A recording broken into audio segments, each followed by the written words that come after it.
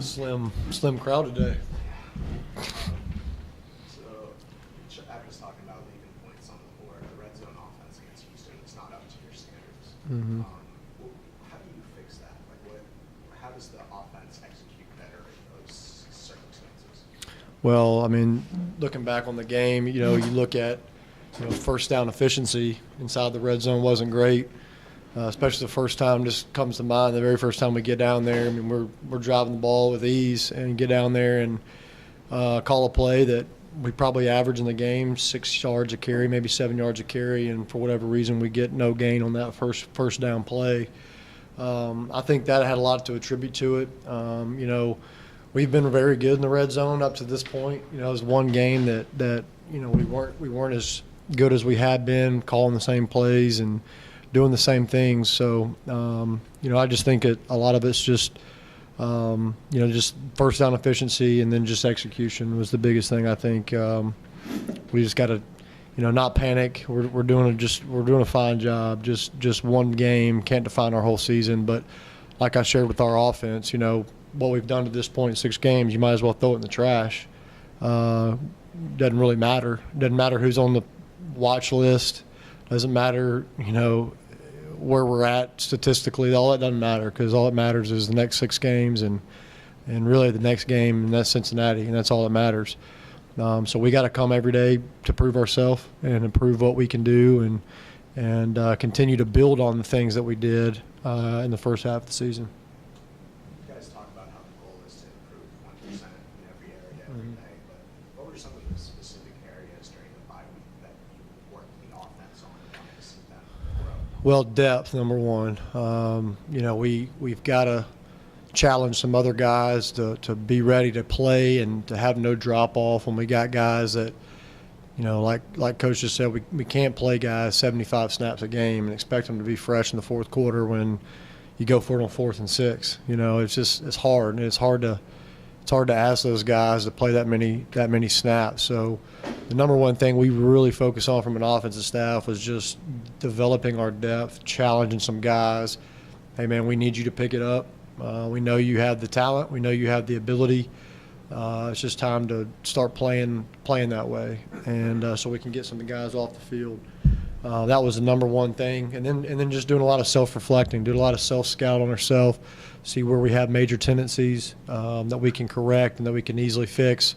So a lot of our bye week was focused on ourselves. We had other plans to do some different things, and we kind of trashed those plans and went to Plan B, and that was a focus on ourselves and try to get ourselves better for the next 6 games. When you talk about depth, who are some of the guys you want to see step up in the next? Well, just guys behind the main guys. Cortland, guys behind Cortland, guys behind Trey. The main things, guys behind Chad Pursley and Evan, to where we can get those guys a little bit of a blow and be able to move some guys around throughout the game where we don't have any drop off would be huge to see. We're pretty balanced at running back, pretty balanced at tight end in terms of rep counts. So nothing really there, but really just from a receiver standpoint and O-line standpoint, just trying to challenge those guys to pick it up a little bit. What have been some of the biggest surprises through the first 6 weeks of the season? Well, I mean, not a surprise, but just very, very pleased with Trey Quinn. Obviously, getting him and getting him into our offense, and to see him benefiting from certain coverages that we're getting a lot of times. And I would say him, and I'd say Myron. Myron's done a heck of a job for us. A guy that comes to work every day, a guy that just works his butt off no matter what you ask him to do. Those two stick out in my mind. And then honestly, with the addition of Raymond Epps, I know, we hadn't caught many balls and all that kind of stuff, but his development to this point at our tight end position has been really big. Another pleasant surprise was Will Hopkins. Moving him inside to guard has really helped us a lot. He's really learning a new position and playing well at it. So I would say those are the main guys that stick out as a pleasant surprise. I mean, everybody else has been, pretty steady. That we felt like we would get what we got out of them, but those guys stick out in my mind. Before the bye week, Jacob missed the previous 2 games with injury. guys played against Houston. So how, if Jacob's healthy and ready to go this week, how do you balance, the guy who played well during 2 weeks, but the guy who was starting before the injury? Well, we're going to go with whoever practices the best. I mean, if Jacob gets out there and practices well and Bryce doesn't, and we'll go with Jacob. But, Bryce practices well and he played good against Houston. We'll probably stick with Bryce. So it's just about how they practice, about how Jacob's feeling. And really and truly, I'd love to play both of them. Who starts, those guys care, but it really doesn't matter to me. But as long as we can get both those guys to play, again, that kind of helps our depth and helps us be fresh in the fourth quarter. Chad talked about that Cincinnati has defended the pass pretty well this year. What makes them effective in that area? They just do a good job on the back end. They get their hands on you. Something that we're going to challenge the referees on.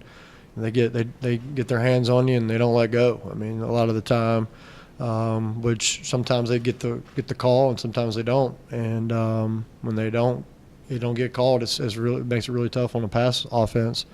But I think that's the main thing they do a good job of. I think they're very big up front. They do a good job of bull rushing the passer. They play a lot of games up front, twisting the front. And so they do a good job rushing the passer as well as on the back end, doing a good job getting their hands on you and not letting go. What do you tell the receivers how to handle, if you're expecting them to get grabbed? Yeah, they got to use their technique. I mean, we teach, if a guy's getting his hands on you, you got to get his hands off. It's hand-to-hand combat. We've been working a lot on our releases, space releases, and off-the-line release stuff. So we'll be ready for it. It's just, and our defense plays a very similar technique.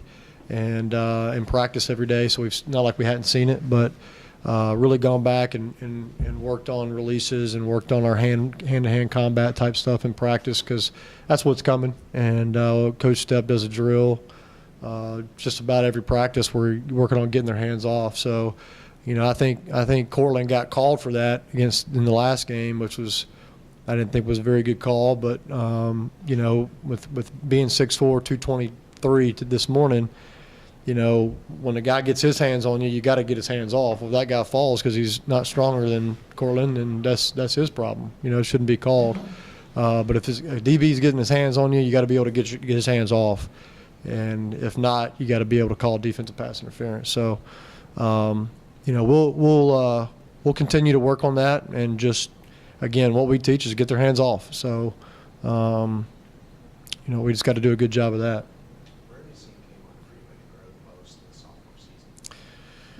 Oh man, he's really picked up on the offense. Being an ex-quarterback, he knew a lot of the offense, especially when we got a couple guys hurt last year and had to put him on the board and find out what he really knew about our offense in case of a backup quarterback role. We were very impressed, honestly, and I think he's really.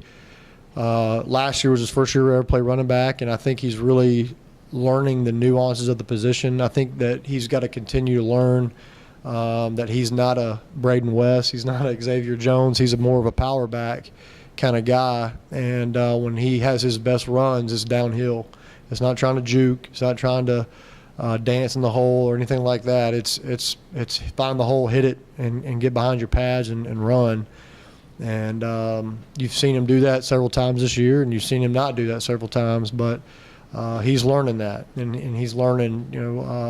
Talked to him the other day about watching Kareem Hunt for the Chiefs and how he runs. It's very similar body styles, and not comparing Kamen to him, but his running style could be more like his, and just challenging him to be more powerful with his runs. But I've been really pleased with him, really pleased with Xavier. I think it's finally Xavier's finally feeling better than he has ever felt in the past year and a half. So and you're seeing that with how he's running the football. But very pleased and happy to have him back healthy and back rolling the way we knew Xavier could. Anything else for Coach? Appreciate it. Thanks a lot.